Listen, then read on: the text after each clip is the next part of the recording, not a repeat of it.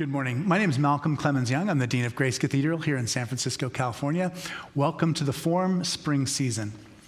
In a world shaped by rapid change and growing isolation, it can sometimes feel as though nothing we do truly matters. Many of us sense a kind of disconnection, a feeling of being busy, yet somehow stuck. We know that there must be more to life than simply getting through each day. The question is, how do we find it? Bestselling author Dave Evans, together with Bill Burnett, described by Publisher Weekly as the empowering visionaries behind Stanford's renowned Life Design Lab, have already helped millions of readers apply the principles of design thinking to build lives and careers that they love. Now, in How to Live a Meaningful Life, they turn to perhaps the most profound design challenge of all: how to create a life grounded in meaning and purpose. Building on their groundbreaking work, Burnett and Evans draw on new research into what makes life worth living, offering practical ways to cultivate wonder, coherence, flow, and community in our everyday experience. Rather than asking us to add more to an already crowded lives, they invite us to experience more deeply the lives we already have, moment by moment. This morning, we'll explore how ordinary days can become ones marked by joy, purpose, and meaning. Dave, welcome. We're so glad you're here. Malcolm, good to be here. Yeah, I'm glad you made it before the torrential downpour. I rode my bike through the city and I could just see the storm coming. Yeah, that's right. But it's really good to have you. I wonder if you can talk a little bit about the students at Stanford and just kind of how you first became involved with them and how some of their questions kind of led you to be on this path that you're on now. It really starts way back, in 1972, 1973. I'm a 19-year-old sophomore at Stanford. I walk into the Career Center, and I kind of go, "Can you help me?" And they go, "We'd love to help you. I have a whole building full of people loving to help people like you." I go, "Great." So they said, "What's the problem?" I kind of go, what do I want to do?" And they go, "Right, what do you want to do?" I go, "Yep, that's it. What do I want to do?" And they go, "Okay." I go, "Okay." And it's going nowhere. And very quickly, guys, let me explain how this works. You tell us what you want, and then we help you go get it. I said, that's not helpful. Yeah. Getting stuff is easy. Knowing what you want is hard. That's the problem. He kind of goes, "Oh, you're supposed to know." Okay, so great. And then you go to the church leaders, and it gets worse because they go, "Well, you're supposed to know. Have you prayed about that day?" "Well, yes, I have." "Well, what have you heard, son?" I go, "How's that hearing thing work anyway? That hearing thing's kind of hard." And they kind of go, "Oh, well." In the 70s, the really encouraging line was, "If you feel far from God, Dave, who moved?" So now I've got no help and guilt to go with it. So thank you, religious community.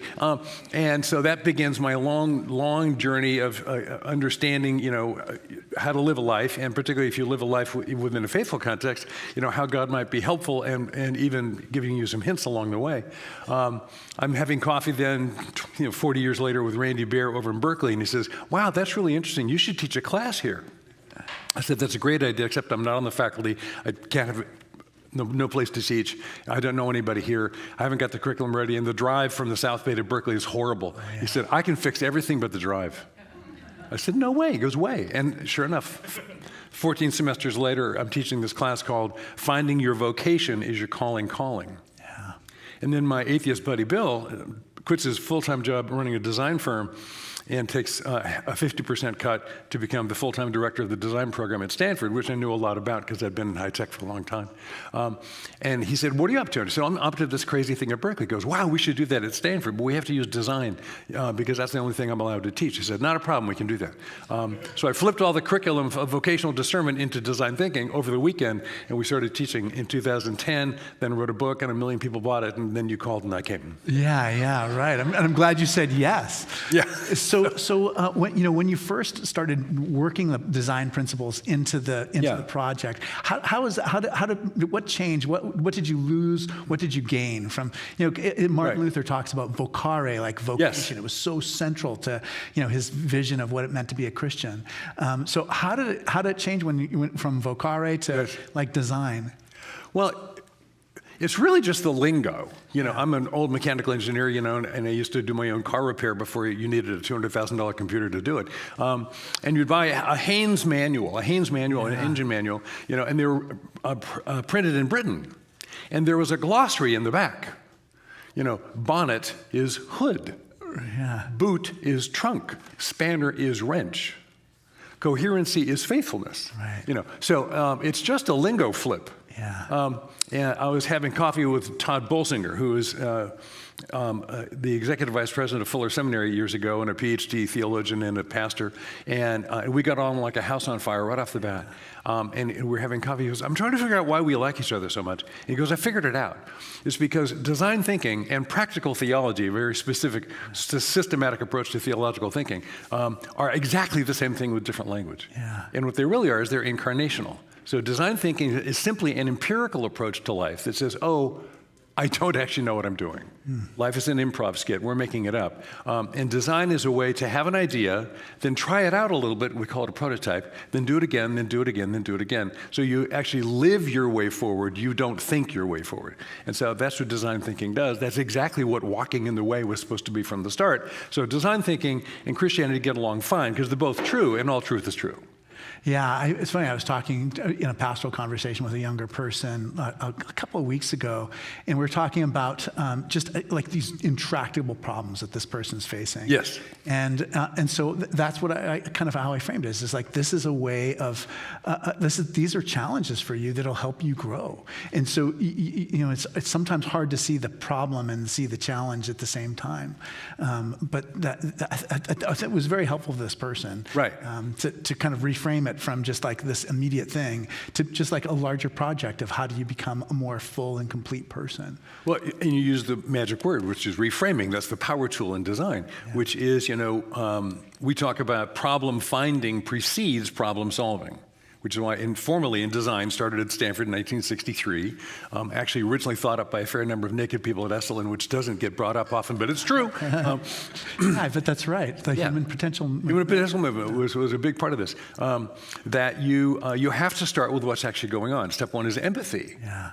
Which Christians call compassion, and so you have to live in this place called reality. That's the only thing interesting things happen, only place you can find God if you think God's interesting, and that's where you start. And so problem finding precedes problem solving. Most of the time we get stuck, we're working on the wrong thing. Yeah.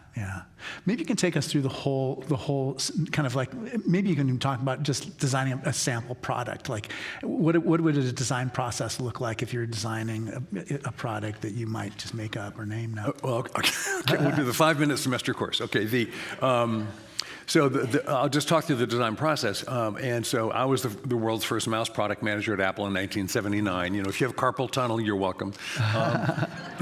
We didn't see that one coming. But the steps are empathy, definition, ideation, prototyping, and then test. So empathy, deeply understand. So we go hang out with a bunch of people who were using computers back when you typed everything in ridiculously weird languages, and watch them and ask them how it was going. You don't start by telling them what they want. You start by asking what's going on, and then you define what it is you really could work on and maybe make a solution to. Like, I think we can make this easier to use. I think we could what if the computer acted like a person instead of the person acts like a computer? Right. What would that be like? So we start mocking that. So we have some ideas about what that could look like, and there's all these different approaches to things. What a user-friendly interface would look like. Nobody had invented that before.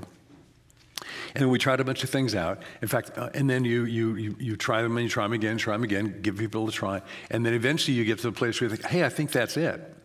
And in fact, the particular story about the user interface that you're all using all the time, that we invented at Apple back in 1980, everybody was arguing about the right way to do it.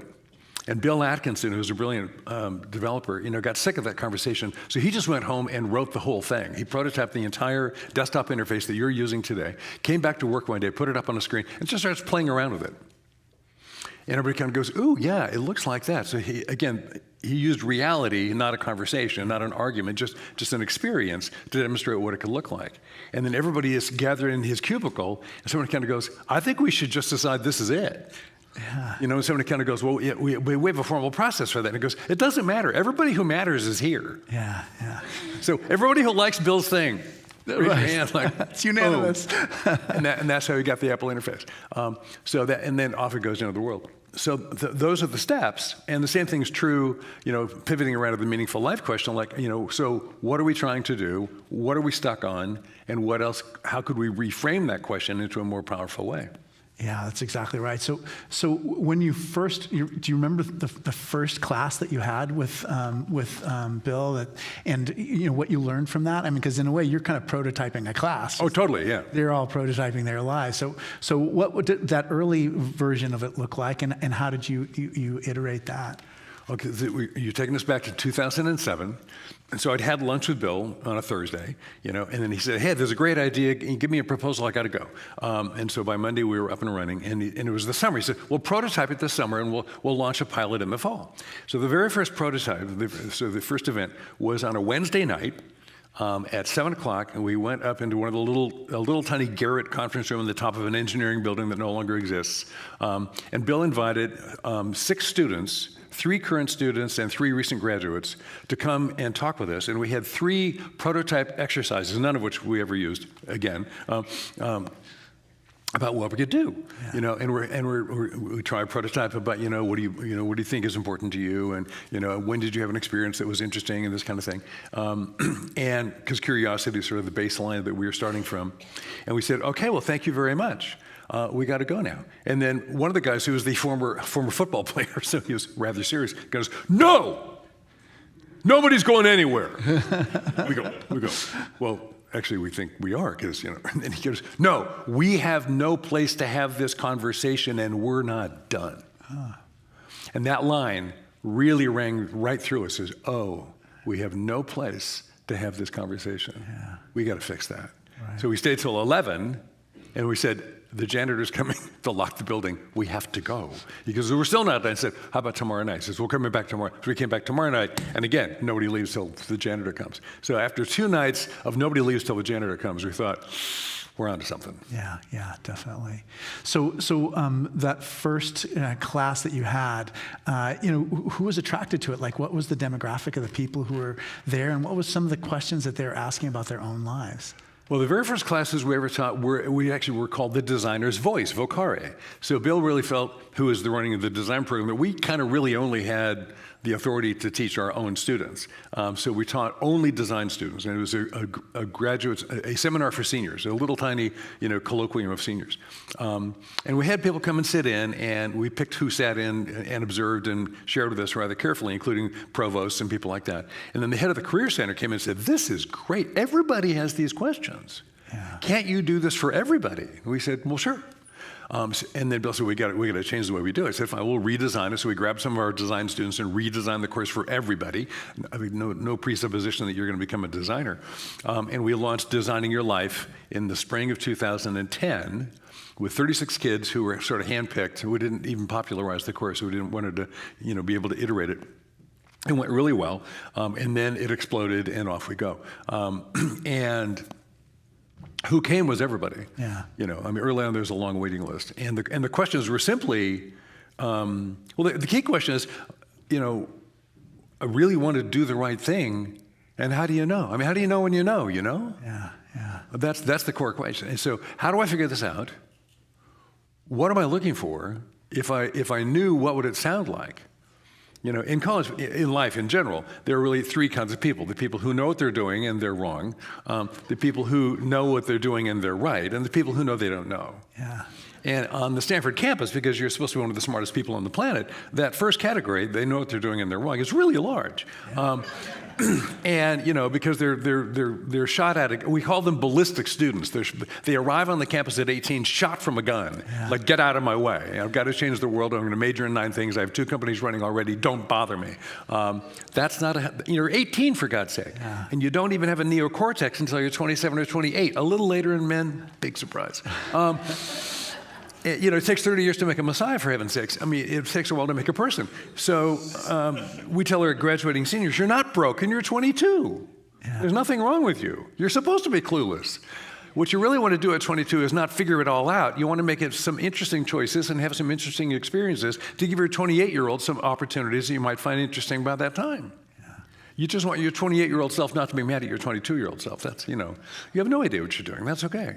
So how do you think this has changed, just like how career services works in different colleges and universities? Well, I think we've kind of moved the needle a little bit. I never thought this would happen. I'm just an unemployed marketing guy. What do you want from me?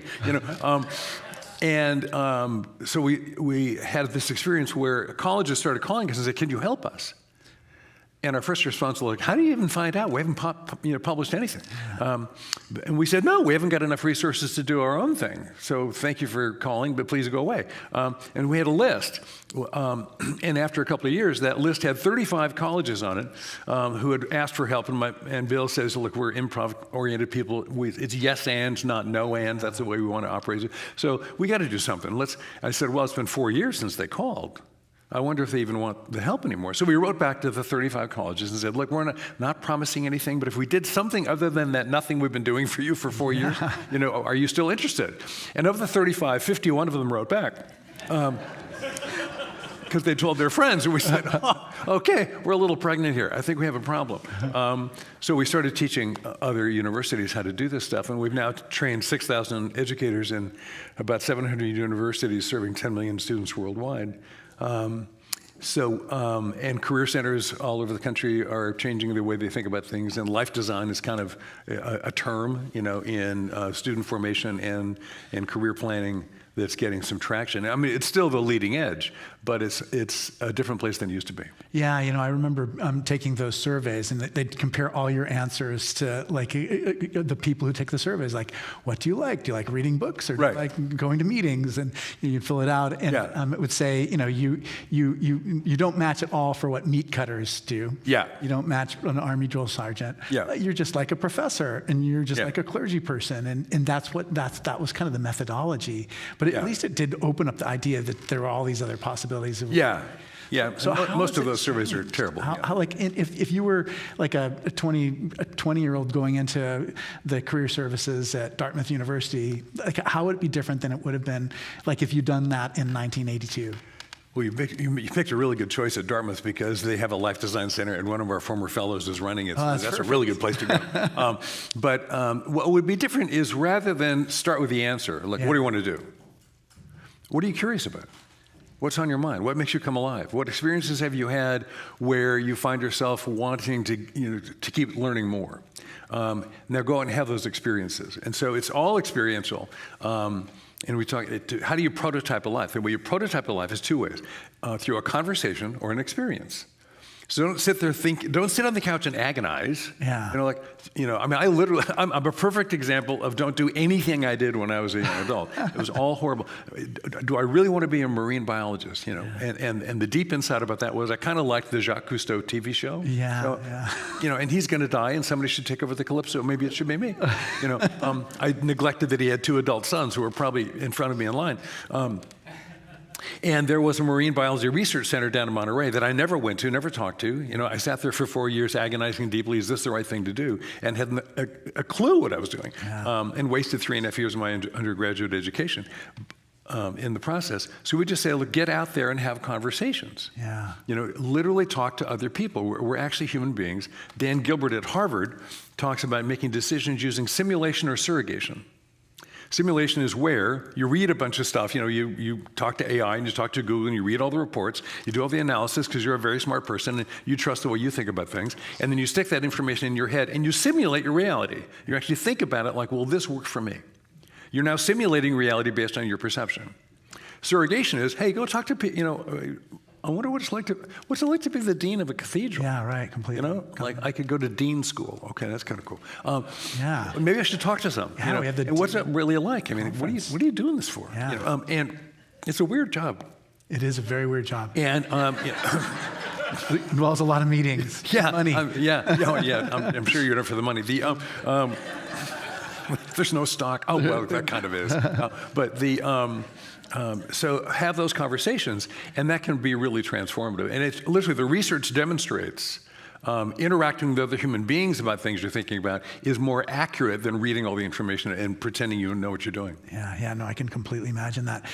I think it's so funny that, one of the things I remember so much about your book is, and I love this because I talk about this all the time, that there is kind of a narrative that we have, many of us have, that there's one person for us who's our marriage partner. There's one career for us, and we just have to kind of discover what that is. Right. And you take issue issue with that just like way of approaching life. Maybe you could talk a little bit about that with us. Yeah, well, and I'm going to get in trouble for doing this later, but clearly I don't believe that because I'm on my 6th career, and the 3rd woman I'm going to marry is sitting right there.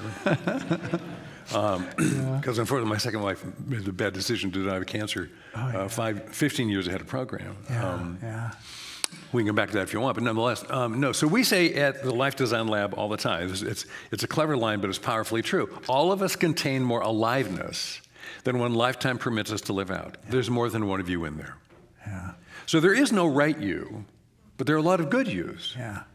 There is no it, there is no right, and there is no done. There's not figuring it out. There's just getting on with it. Now we see through the glass darkly, later face to face. Jesus grew in wisdom and in stature and in favor with God and man. Look, if Jesus got better over time, perfect gets better. In the organic, embodied model of what Judeo-Christian thinking really understands, not the Greek thinking that perfection is a static reality we will never attain. So we want to be embodied, incarnationalists living in the real world. That's why design and Christianity get along so well. And so what I'm trying to do, we're trying to live into what we're becoming. There's no getting it right and then it all works. There's just growing into the next thing. I wonder if you, I felt like one of the things that helped me most in reading the book was stories of people who you met as part of this process, and just what it was like for them to be stuck. Because what we've talked so far about is people who've been are kind of stuck in the earliest stage of getting started. That's so fascinating to me. I was worried that we wouldn't have a chance to talk about that enough. But I also thought it was Malcolm, you're in charge of the conversation. Who's in charge of any conversation? We're like walking through the woods together, holding each other's hands. Go. But I wonder if you can talk about people who are kind of mid-career people, who have stories about, realizing things aren't working. Starting to think about because they don't really, I guess they could go back to their career. But look, getting stuck is an equal opportunity employer. It's happy to land on any life at any time. And so one of the stories is a woman, I think we call her Anne, or I think we call her Alice. They're all anonymized a little bit. But I'm actually giving, a talk. I stand up in front of rooms and talk all the time. And I'm talking to a room full of accountants, and then during the lunch break, and now for something completely different. I'm not going to talk about fiduciary responsibility. We're going to talk about your life. The organization is going to prove that we care about you because we made Dave talk to you for 45 minutes. And this woman, and we talk about life design and reinventing yourself. And this woman walks up to me and she goes, "Look, what am I supposed to do?" She's 42 years old. She's got 2 teenage kids. She's got a perfectly good small business, exactly what she had in mind. Everything is kind of exactly what she had in mind. And then she wakes up and it's meh. Like, no, not only am I a little, disinterested in my own life, I'm really stuck because it's exactly what I wanted. Right. Like, who ordered this? What am I supposed to do now? And so that and hundreds of other conversations that had that same valence is why we had to write this book. And the point being, attaining a goal in and of itself is not what you're for. You're supposed to live your life, not accomplish it. And so, I just came back from the booth in Kellogg Business Schools at University of Chicago and Northwestern, and sat on the ground at O'Hare for 3 hours trying to get back here to do this. But and I was sitting in front of all these soon-to-be business leaders and kind of go like, you're all driving on these to-do lists, right? So what's the best thing that happens with your to-do list? Crossing something off. It's done. That's what you really want, is you want it to be done. So what you really want to do, so if done is the best possible thing, get everything done, and then you get the final goal. You get to be dead. Yes, exactly. Yeah, you get to be dead. That's great. I missed the whole freaking thing. Yeah, right. Gabriel Marcel, he says, life is not a problem to be solved, but a mystery to be encountered or experienced. Yeah, we say that all the time. And by the way, so, solving, I've been in technology most of my life, and I think, unfortunately, what I call engineering thinking. Now, in engineering, you can actually solve the problem. And I love solving problems. I have 2 engineering degrees. I spend most of my time working with people who are not solvable or fixable at all. I have 6 adult kids, 11 grandkids. I got plenty of people telling me I'm wrong. And so I actually sequester broken things so I can fix them. Oh, yeah. Right. I've rebuilt my toaster 3 times. Yeah. I can afford a new toaster, but I can fix it. And when it fixes, it's right. I love being right. Who doesn't love being right? And so that's fine, except lives aren't fixed. Right. They're just lived into. Yeah. And so what we want to give people are tools to live into that, including accepting the fact that it's okay to be a person. Yeah, yeah. I'm now just jumping forward to another phase of life. Right. People who are retired and who are wondering about life's meaning too at that stage of their life, and what makes it that stage a little bit different than other stages. Well, it is, and in fact, there is at the last we stuck a chapter in there called Ages and Stages. Yeah. And at Stanford, I just turned 73 a couple days ago. And I'm failing retirement. I still have 4 part-time jobs, one of which is the only thing I still do at Stanford is I teach in the Distinguished Career Institute, the DCI program, where you can become a fellow if you are lucky enough to be admitted. And then after you're lucky enough to be admitted, you're lucky enough to receive a huge invoice that allows you to wander around the campus and think deeply about the rest of your life. Yeah. It's open to people anywhere from about 45 to 90, overwhelmingly 55 to 75, what we used to call retirement age. And these are people, not unlike many of you, who are, think, now what? Yeah. What do I do the rest of this life? And I will say there's this 2-stage model of life, the 3-stage model of life, the 4-stage Hindu model of life is, we could have a long argument arguing about how many stages of life you have there are. The Odyssey years, the first half. Yeah, all that kind of, we talk about 3 stages. The Odyssey years, 18 to 35, that post-adolescent pre-adult period, which is really formative, which we invented after World War II. By the way, we didn't have adolescents until World War II. We just had kids, adults, and dead people. That was it. We're just very simple. And we've added more things to it. So Odyssey years are helpful because we want to relax before you're an adult. And then there's that first half and second half.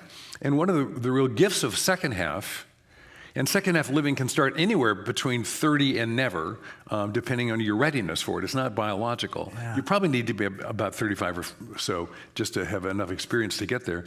But you can turn this corner, which Ram Dass called going from role to soul. Yeah. And in the role-based life, I'm first and foremost defined around how I'm impacting the world, which is usually mediated through the role I have in some institutional thing, whether that's my family, whether that's my company, whether that's my church. I have a role in this thing that's trying to get something done in what we call the transactional world. And that's who I am, and that's how I spend most of my time. And that's okay, but it's not the fullness of your personhood. And then particularly once you've finished the task of proving to yourself that you're a worthwhile person. Mm-hmm. Richard Rohr says the first half is about forming the container of your life, and the second half is about emptying it. Which is really about building an ego and then transcending it. But you can't transcend an ego we haven't built. So you've got some work to do in those early adult years. But once that's kind of accomplished, then maybe there's more to the story. And so that shift into a more intrinsically motivated life than an extrinsically motivated life is an important shift and a really generative one if you make it, but a lot of people skip it. How do new technologies like social media, the internet, the artificial intelligence, right, how do they affect our ability to be able to connect with one another and to have these vocations? Well, how much time have you got? It's a very controversial issue. Mm-hmm. And so there are people who think it's absolutely wonderful. It's this huge enabling thing that's going to make us much more human, and many who are terrified of the whole thing. And they're both right. I would say the downside is pretty huge. If you look at Jonathan Haidt's work on the screen-based childhood versus the play-based childhood, and what is its formative impact, not just socially, but even neurophysiologically, it's really huge. We were not meant to be screen-mediated beings. And what's really going on in technology overwhelmingly is transactions. The transaction of a like, the transaction of a brand, the transaction of watch my video, which is all at the end of the day to get you to buy something. Yeah. And tens of thousands of extremely bright people are spending all day long thinking up new ways to pound your amygdala to keep you in fear or fright, so it can keep your eyeballs on this thing, and at the end, click your email address to get your to be able to connect to you and or to take your money. Yeah. Not saying they're evil, but capitalism off the leash kind of goes down some pathways. So that's a really powerful force. And thing one is you need to be able to be in charge of your attention. So the attention economy is trying to manage your attention for you, to take the money from you. And you have to get enough mental and spiritual discipline to transcend that. So thing one is technology has to be mediated, not managing. You're in charge of it, it's not in charge of you. Now, there are lots of, we're probably going to build an AI app that will assist people in developing their personal practices, of living more deeply into the flow world. So I think there are lots of ways technology can help, but only if you make sure that you got the cart and the horse in the right order. Yeah. And the cart is going so fast right now that you really need to be on your A game just not to get accidentally run over. Yeah, I think about that often, just the number of young people who are interacting more with AI interfaces. Sure. Just how then we at the same time we have older people who would love to interact with younger people, and they're just not. Sure. They're not meeting, and yet they have so much to offer each other. I see it at church where people, the one place in society where people from different generations all get together in the same place. And so I think there is a way in which these technologies are kind of building walls between us, and even generational walls where it's harder, I think, for older people to even understand how to work some of the things that are now required in order to be part of society. Yeah, there's a lot of enabling power there, but there's also an awful lot of disabling power, and it's a little out of control right now. So it's kind of an important and somewhat dangerous time. Yeah, definitely. You talked about flow just in passing, but it was such a central part of your book. Yeah. I wonder if you can say a little bit more about it. I think of flow as a tennis player, like you're just in the groove, right? And that makes sense to me in that way. What does flow mean when you're kind of in that space, just in terms of your vocation? Well, what we're talking about there is, first of all, going all the way back to why did we write the book at all. Look, we wrote a book about designing your life. We wrote a book about designing your career. You're good to go. Go and go implement. What do you want? And then we kept hearing back, especially after the pandemic, and particularly after the Great Resignation. 52 million people walk off the job. Wow. Because, I want something better. Really, the whole world had an existential crisis. Everybody, nearly died or knew somebody who did. Yeah, exactly. And we all kind of go, and then we suddenly look back at the life we're living like, is this it? Yeah. Is this enough? And a lot of people said, no, it's not enough. In fact, they walked off the job with nothing in hand. Yeah. I think most of them, frankly, jumped from the pan into the fire. But nonetheless, it really demonstrates my life matters to me. I'm not waiting any longer. It's not working for me. And so this hue and cry about it's got to be more meaningful. We heard two things. It's not meaningful enough, it's not fulfilling enough. And the more we interviewed people about what the pain was really around, what they were looking for was two things: impact or fulfillment. So by impact, I want to make more impact. I want to change the world. I want to leave a legacy. I want to make a difference. I want to matter. It had all different kinds of, linguistic forms, but it was about, am I making a difference? Am I having an impact that matters? Okay, that's thing one I'm looking for. And that's matter that I lived. Yeah, it's not working for me. Yeah. And then secondly, am I being fulfilled? And most people think of fulfillment the way that Abraham Maslow taught them to in the 1943 paper, Inventing the Hierarchy of Needs, that self-actualization, which will cause you to experience fulfillment, is attained by becoming all that you can be. Yeah. Well, if I was right earlier that you are bigger than your lifetime's capacity to be expressed, that's impossible. And you've decided you have to be fully manifested, is how we'd say it now, before you deserve to be fulfilled, and you can't be because you're about 8 times bigger than your lifetime, the technical term is you're screwed. You've just decided by policy you have to be despondent the rest of your life. So the hue and cry that Bill and I heard over and over from, people struggling and people hugely successful, and everybody in the middle, was, this is not working for me. Yeah. And our observation was that, that was both that version of fulfillment and that version of impact are operating in what we call the transactional world, which is this place where we get stuff done. And that's the feedback loop that we're in. And 95% of the people we're observing are spending 98% of their time in that world, which is a very, very technology-enabled world. And there's this other world we call the flow world, which Jesus and Paul call the kingdom, which is that which is happening right now. The full reality that is coursing through the eternal now in the present moment that I'm actually in. The transactional world is overwhelmingly in the future. Have we attained this yet? Have we accomplished this yet? Did we get it yet? Is it done? Great, now let's get the next thing done. So I'm always living in the future. I'm never even here.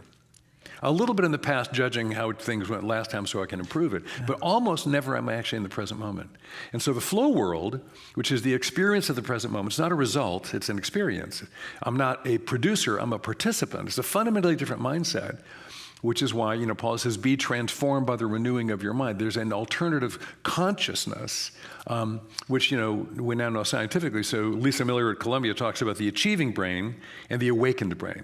We've got a much more sophisticated understanding of the old left brain, right brain thing, but we're overwhelmingly achieving brain, left-brained people operating in powerful systems all the time. And the other part of being a human, experiencing this present reality, which we call the flow world. Where does the state of flow occur? It occurs in the flow world, the one that's happening right here. Yeah. So flow becomes, and we talk a lot more about not just a flow state, but the whole flow world. How do you enter the flow world? How do we make the flow channel, which is the little tiny narrow slot that Mihai Csikszentmihalyi defined flow in, much bigger? Yeah. So we really think you deserve to be in flow a lot more often. Yeah, it's interesting. I have friends who work out on treadmills and in basements and things, and for me, being outside and going for a run is like a really and I do experience that sense of flow, and it happens all the time, and it's built into my life. And once you have that experience of seeing the cherry trees blooming in the Presidio when you're running, then you're attuned to other things that are happening that are beautiful too. So it kind of builds on itself. Well, and you're supposed to be a spiritual guy, so that's a good thing. Yeah, and, exactly. I'm lousy at this stuff, So when in doubt, and if you don't really want to do something, study it and pretend understanding is the same thing as actually growing. So if I think about things, I get better. So I went to seminary in contemplative spirituality, and Merton would define contemplation. Yeah. So the contemplative life, which is all about entering into the present moment, all about entering what we call the flow world, is to take a long and loving look at the real. Yeah. In fact, theologically, what he's saying is, until you see what God sees in that thing, God loves everything. God made this whole thing. So until you see what's lovable, you're not seeing what God sees. So learn how to see deeply into the reality of what's in front of you, your own life, and so taking the run, noticing the presence of what you're in is living more deeply into the present moment. And that's where this other kind of aliveness can actually be experienced. Yeah, Lisa Miller was a guest on the forum a couple times. Oh, great. She's wonderful. And I think part of her mission is to be kind of an advocate for people to take another look at religious life. And she's not saying you should be Jewish or you should be Hindu or you should be Muslim, but she does say that to be a complete person, that spiritual part, you need to have that be part of how you live.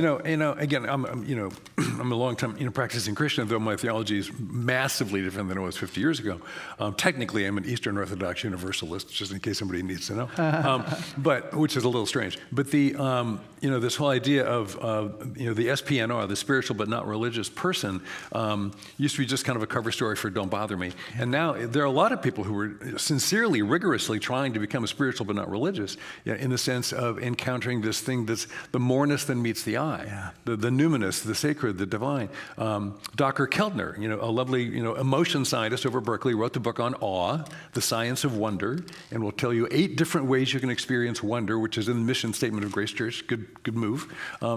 That we're trying to have this awareness of there's more going on than meets the eye, which Maslow eventually figured out, by the way. So, the top of Maslow's curve is not self-actualization, though 9 out of 10 people still think it is. The top layer is actually self-transcendency, which was in his private notes and never published because he died too soon. Now, others have published that for him, but nonetheless, the word is out. His brand is self-actualization is the whole deal. And that distinction from self-actualization to self-transcendency really tells us a lot. Yeah. Because self-actualization is be all you can be. It's massively egotistical. Yeah. Life is great when I'm me all the time. Isn't me great? I love the me thing. Don't you love me? That's what that's all about. I'm broadcasting me into the world. Self-transcendency is I'm participating in something bigger than myself. Now, whether that's a mystical experience, whether that's service, whether that's beauty, whether that's nature, turns out, ironically, the best way to encounter the fullness of what it means to be yourself is to get yourself into an experience that's not about you. Yeah. And so that greaterness, that I'm part of something bigger than me, is what's actually available all the time. Yeah. And I think that's important for people at every stage of life, but I especially think it's important for people who are older to like fully understand that, to really internalize it and to live that. We actually think that in the age and stage stuff we talk about, we think one of the invitations of the second half, or certainly the third of life, and I'm in the fifth of life. I've outlived both my parents by a long shot. Is that I think you can actually learn to be in two places at the same time. I mean, for whatever reason, there really is only one world. There's one cosmic reality going on all the time. So I talk about the transactional world versus the flow world. That's just a metaphor because my brain hasn't got the comprehensive capacity to do the whole thing all the time. But if you really start leaning into this walk of participating in the present moment deeply enough as a practice, particularly older in life when you're sort of over-proving yourself to yourself, I think you can hang on to that awareness all the time. You can be sitting in a staff meeting, you can be getting something done and actually realizing and participating fully in the thing you're doing all the time. Yeah. And that's really where the joy lies. And that's where I think, back to that intergenerational conversation, if you're that kind of a person, that's an attractive person to be around. Yeah. There was a guy named John, he's dead now. I was running a business conference back in the 80s, and one of the mentors was this little, short, reasonably unattractive, rather terse, unfriendly man who ran an industrial laundry company. He had 40 industrial laundry plants, mostly washing hospital sheets and towels. Yeah. Not the least bit interesting. I'm running this thing. I'm in charge of 1,200 people, and I have a lot of interesting things to say. Yeah. And everybody's following this little guy around, and nobody's asking me a question. Really pisses me off. Yeah. And I walk up to him and I kind of go, John, what is it with you anyway? You're not that interesting, and all these kids want to hang out with you. And he goes, I don't know. I go, well, tell me about yourself. What are you doing? He says, well, what I'm mostly doing is I'm leaving. I go, what do you mean you leave? I have to leave early. Why? Because I'm going on retreat. You're going on, I had no idea what that meant. He said, what do you mean you're going? Well, I'm an Episcopalian and I do this thing. And once a year, I go on retreat. I go, who runs that? There's no program. I go to a hermitage where the monks keep, and I pray quietly for 3 days. I go, so where's this hermitage? He goes, well, it's actually my old house. I go, what? He said, well, I had this mansion, and I used to go to this monastery, and the monastery fell in hard times. They were going to shut down and disband, and I had to have a monastery to go to. I couldn't live without that annual trip. It sustains my soul. So I gave them my house, and I moved into a little place in the suburbs. So I go back to my house. They've turned my old dining room into a cell, and I pray in the cell of the monastery that used to be my home. And the whole time he's like, what are you talking about? Who are you? And I left that experience, this is, 30 years ago, and I thought, I have no idea what he's talking about, but I think that has something to do with why they're following this guy around. Yeah. There's something going on in the soul that is drawing these other souls that's much more interesting than all the cool stuff I'm saying. Yeah. Maybe I need to find out what John's talking about. Right. Yeah, the saints we're all the saints. They're all around us, Yeah. God's perspective of us is so different than our own. Right. You went to San Francisco Theological Seminary. I did. A great institution. Tell us a little bit about what you studied there and what you learned from that experience. I was just drag kicking and screaming. It was not the least bit voluntary. I loved going to seminary. It was the best. Well, okay, so really briefly, so I'm standing, I did youth work for years. I'm standing in front of 75 junior high kids teaching the Sermon on the Mount, which this book is actually largely about, as it turns out, though it doesn't confess that. And we just hit the, birds of the air, lilies of the field, blah, blah, blah. Be anxious for nothing. Loan Baumgarten raises his hand, says, Dave. Yes, Lord. What's that mean? What's what mean? What does be not anxious mean? Well, anxiety is like worry. It means don't worry. Oh, okay. Dave, what? What, Willon? About what? Well, I think he's saying about anything. Oh, don't worry about anything. Really? Yeah, I think so. Okay, good. What, Willon? When? When, Dave? I think ever. Whoa. Don't worry about anything? Ever? I said, I think that's what Jesus is offering. The invitation is to not actually have to worry about anything ever. If you're in this really special place called the kingdom of God, this flow world. And he said, I said, are we done? Can I move on? He goes, yeah, we're done. What? Dave, how does that work? Oh, we're in trouble now. Yeah, right. I looked down and kind of go, oh my gosh, it doesn't work. This doesn't work. So I suddenly had an existential crisis of faith, standing in front of 75 junior high kids, where it would not be appropriate to say, it just doesn't fucking work, Lo, and I got to go. Pardon my French, but that's what I was currently thinking. Like, holy cow, I don't remember losing my faith. Nobody told me I lost my faith when I wasn't looking. I'd fallen deeply into churchianity. I was a really good elder. Because I'm fast talking and I'm free. It's a good deal. And so, and I went, holy cow, what do I do with this thing?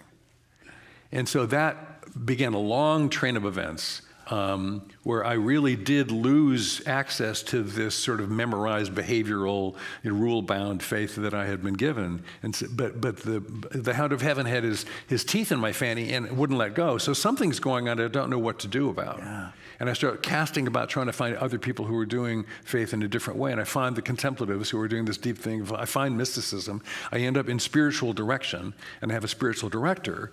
And this goes on for years. And then through that process, my spiritual director says, I think you need to do this. Yeah. And so that's how I got dragged. And then there was a spiritual direction program, which is almost a master's degree over a 3-year period at SFTS. And I said, well, okay, I'll go talk to them. Yeah.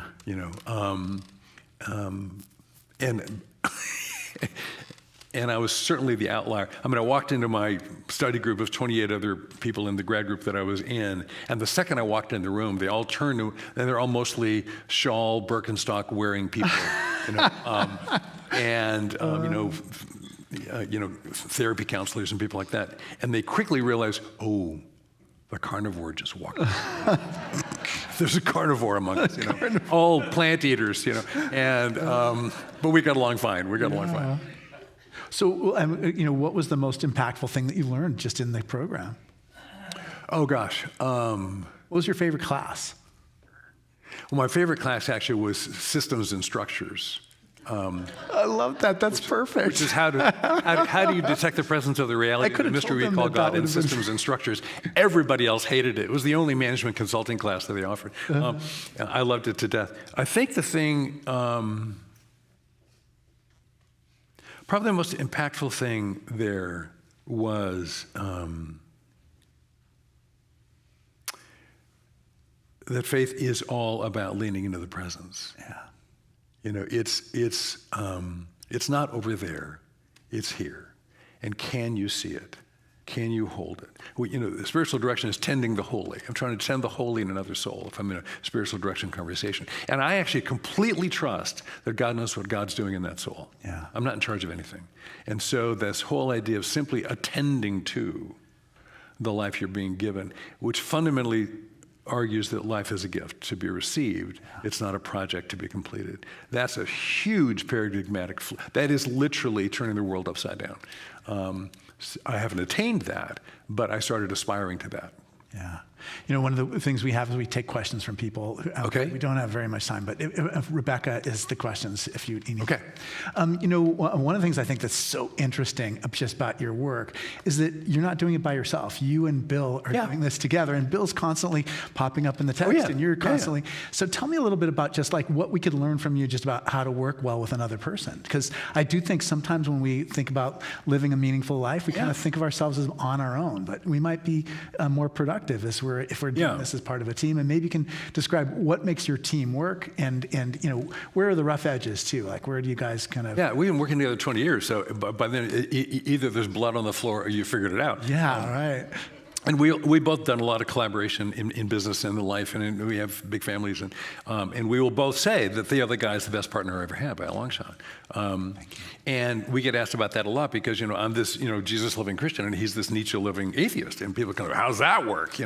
We go, works great, and it always has. First of all, while we maybe disagree theologically, we profoundly agree anthropologically. So design thinking is the modern moniker of what was originally called HCD, human-centered design. And the line I've been using for a long time is, if you get the human part right, you can't go wrong. Yeah. And again, all truth is true. And if Jesus is the second Adam, in fact,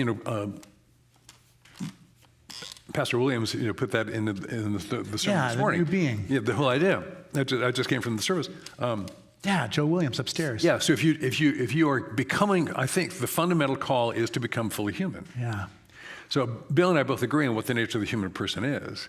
And the way I describe our theological differences, I said, Bill, it's really as simple as when we get down to mystery, I round up to God and you round down to I don't know yet. Yeah. And he says, yeah, that's about it. And that's because he's a mystery appreciating atheist. He's not a nihilist determinist person. And a nihilist determinist is a little tougher to work with, but nonetheless. We work together well simply because we profoundly respect each other. We respect one another's agency and autonomy. We understand our relative gifts. We have a shared point of view about the nature of the work we're doing. This particular domain of what we do is totally shared ground. And then, the outcomes we're trying to pursue make sense to us on a regular basis. We went up to Rosati's, a beer garden on Alpine Road above Stanford campus, been there for 100 years. And I said, look, we got to have the atheist-theist thing clear. So we took a pitcher of beer in a whole afternoon and worked through making sure that everything we did was not, well, Dave can barely stand it and Bill can barely stand it, but it completely, totally, utterly works for both of us inside of our worldview. And so the only prerequisite to being able to use the ideas and tools we've been writing about is being a human being who's interested. Yeah. And frankly, that's not that hard to do. Yeah, I mean, curiosity is something you talk a lot about in the sections that you talk about mystery and wonder. And I think that's something that we are innately drawn to. Right. It's like, hey, we're going to give you permission to be curious again. And that's And if the way you think about where that wonder-inducing experience came from is different than the way I do, because you think about it as the universe and I think about it as God. That's fine. But we can still get along just fine. Yeah, that's right. Well, let me see what questions we have. We're kind of getting closer to the speed round, I think.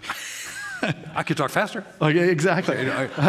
Okay, I'm a chronic overthinker.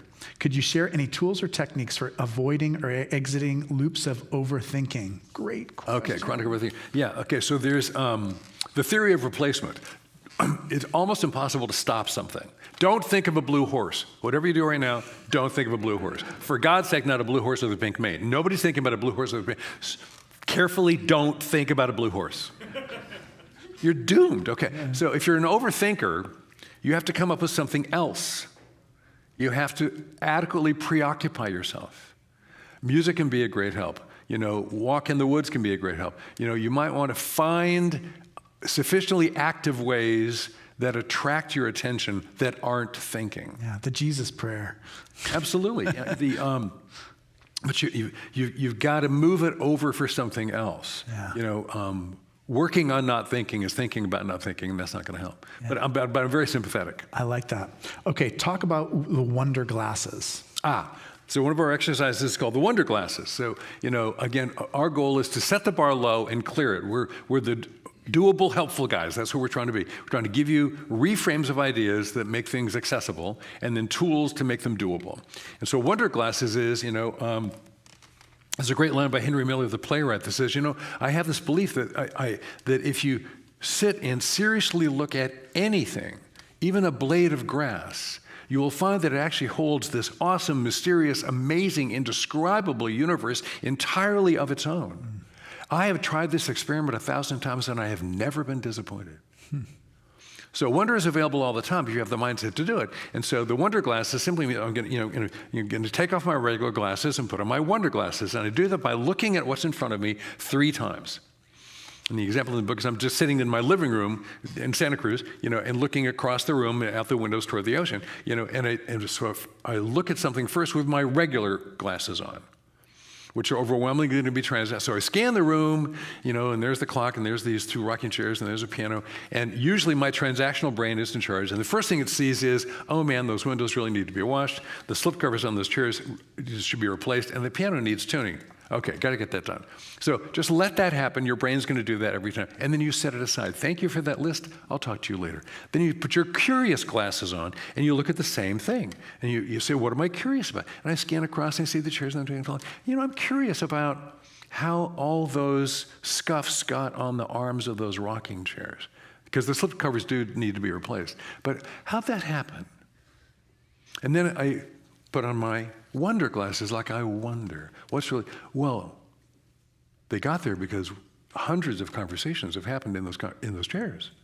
And people have come and told their story. And it is a wonder to me that time and again, I've had a front row seat at the soul of lives who sat in those chairs and told us the truth about what's on their mind. Mm.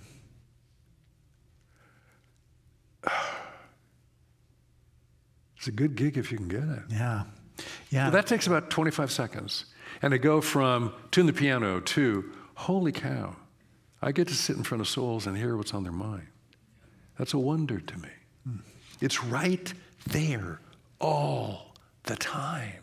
You just have to go down and grab it. Yeah, even the seat cushions wearing is a sign and a mark of that relationship. Yeah. Okay, is SBNR possible? How? Spiritual, not religious. Spiritual, but not religious. Back when that first started becoming a popular phrase, we're like, just a label for not doing your homework, which was a little unkind. And then Karen Armstrong changed my mind about that. Oh, yeah, right. She's great. So Karen Armstrong, who's written these books about God and about Muhammad, about Paul, she was kind of jammed into the nunnery as a youth, ran screaming from it, and dumped the faith in the whole thing, became an investigative journalist, and they got assigned the task of outing Paul's misogyny. She goes, give me that assignment. I can't wait to fry this dude. Yeah. And off she goes, but she's a good investigative journalist, and she finds out, oh, Paul's radically misunderstood. He's terrific, and then she really shocks herself, and then falls into studying Paul, then studies Muhammad, and then suddenly becomes this incredibly religious advocate, and describes herself as a freelance monotheist. Mm. Because she's a big fan of Judaism, Christianity, and Islam. So she calls herself a freelance monotheist. And when I heard that, which I thought was kind of like an SPNR +1, I thought, oh, here we go. And I started reading her, and I went, whoa, this woman's really stepping up. Yeah. So she changed my mind that there is such a thing as a spiritual person who is not religious. Yeah. Richard Roy, I think he borrowed it from somebody else, has a model called the cosmic egg. My story, our story, the story. And that a healthy religion is a metaphor. All metaphors are wrong, some metaphors are helpful. Look, Christianity isn't the whole truth. I still just find it the most generative metaphor to get to the story. Mm-hmm. So a healthy religion is a porous membrane and recognizes humbly that it doesn't know the story, but it might, as a scandal of particularity, pull you toward the bigger story. Because we're living into our question. An unhealthy religion is a sealed thing. Our story is the story. We're in, you're out. Any questions? So that's an unhealthy religion. So I think for SPNRs, a lot of them banged into unhealthy religion and dropped it. And unfortunately, are trying to jump from my story to the story. It's a heavy lift. So I actually think a healthy relationship with the wisdom tradition or a spiritual ground that other people have spent a lot of time working on can save you some time. So I'm actually pro healthy religion, pro healthy practice. But I think we really deserve to respect the people who are trying to lean into numinosity, divinity, without being dragged down by the things that have gotten in their way. Yeah, and I just such horrible things have happened to people. It's just just don't know what they've experienced too, and everybody's got their own time too. I don't think it's like you're in or you're out. I mean, just different phases of your life. You might be more involved in a religious community than other phases of your life too. Okay, so this person says, Herman Helmholtz, say something. I don't know. What? That's what it says. Do you want to read the card? Herman Helmholtz. Say something. Say something. I conveyed the... Herman? Is Herman here? Nope. I have no idea. I don't know anything about Herman Helmholtz. I've demonstrated I'm a poorly read person, apparently. So tell me a little bit about what's next for you. Like, what are you working on? What does the future hold? That's a really good question. Well, the big thing is I'm getting married again. Yeah, well, congratulations. Thank you. Yeah, I'm reading about your wife's death. And Yeah. It was just, that was hard. Yeah, no, I really like being in love, and I really like being married. I wouldn't live with me if I didn't have to. So the fact that a sentient being is signing up for this again is just stunning to me. But nonetheless, I'm all in. So that's pretty cool. What I'm really thinking about is, again, I failed retirement on purpose, and I have 4 part-time jobs. But I literally, in the last about 12 days, I've noticed I am incredibly resentful of the emails in my inbox. I mean, I'm really having a negative reaction to them. Like, how did these things get here? Yeah. Because I sent them here. I created all the stuff that is driving this my way. I'm succeeding at these people wanting to talk to me. And I noticed that I don't want to answer. So I think something has shifted in me. Yeah. And literally a little voice goes, maybe it's time to retire. Interesting. I have no idea what I mean by that, because I'm not going to let go of those relationships. But I think my relationship with the work world, with activities, is really going to shift. And what it really wants to look like is I want to be able to flip these relationships I have with a social impact venture startup thing and with Stanford and with running around being the author guy. Where that used to be about attaining those goals and getting that stuff done. It's so terribly important, and it is. But I just want to be in the room. Yeah. I just want to be in the room. I want to kind of shift from the career of production to the ministry of presence. Yeah. And so I just want as small a job with each of these constituencies as I can get my hands on, that they'll still let me in the room. And then maybe you'll be there when that important question gets asked. Yeah, I definitely see the attractiveness of that. And I think the spiritual practice part that we've been talking about has been kind of an undercurrent for our conversation. And just being able to dedicate more of your attention to that too is going to be a blessing.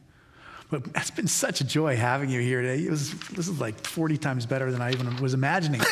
I'm looking forward to it anyway, but this is great. Well, there's a tip there. I'm like, as an old business consultant, satisfaction equals performance minus expectations. Just get your expectations. Exactly. It'll solve all your problems, accounting-wise. There you go. Please join me next Sunday when our guest will be the Reverend John Deere. We'll be talking about his book, Universal Love. You're always welcome to join us upstairs for Choral Evensong at 11 o'clock. I'll be preaching the sermon today. We rely on your support for the forum, so any gift makes a difference. And Dave, what a gift you are to us and to the world. I'm so glad that God made you. It's fun, thanks. Good to be with you. Yeah, good to be with you. And I think we've got some of Dave's books in the back, and he might even chat with you too. Sure, come on back. If you're nice. All right. Okay. Thank you very much. Thank you all.